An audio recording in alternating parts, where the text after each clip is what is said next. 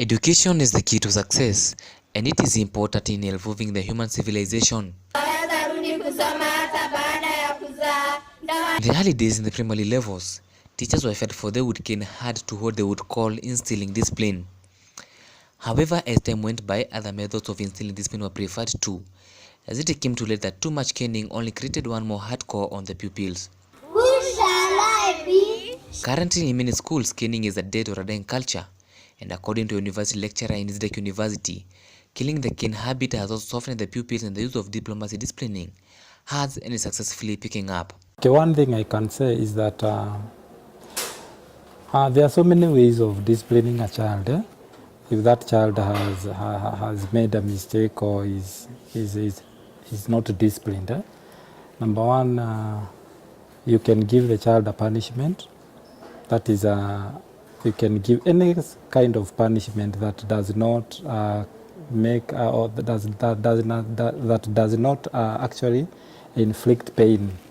However, even as the habit is fast dying, there are some teachers who still believe in the power of the cane and sometimes take it too far. According to the law, in the event of disciplining, a teacher is only supposed to cause timely pain to the pupil and not any physical injury, otherwise that would be considered as assault.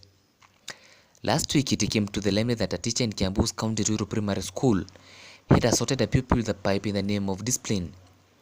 The assault was so bad that the boy had to be admitted to a level 5 hospital and had to go through an operation on the assaulted leg. According to the Kenyan Constitution 2010, anyone below the age of 18 years is referred to a child, and in the Article 53D of the Bill of Rights, a child is, in a quote, to be protected from abuse, neglect, harmful cultural practices, all forms of violence, inhuman treatment and punishment, and hazardous or exploitative labor. We spoke to a law expert to help us understand what could be the legal action of this assaulted child. Number one, we can say that this is a child. Who is a child in Kenya? A child is anybody who is below the age of 18 years. And therefore, that means that the person who was caning the child, that is the teacher, is a grown-up.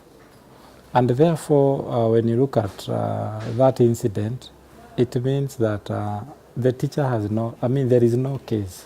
The teacher is guilty, and he should actually be fined accordingly, because such behavior should not be condoned in our schools. We were also curious to know who pays the bills when a child is assaulted by a teacher and is admitted to a hospital. Is it the school or is it the individual teacher? In my own understanding,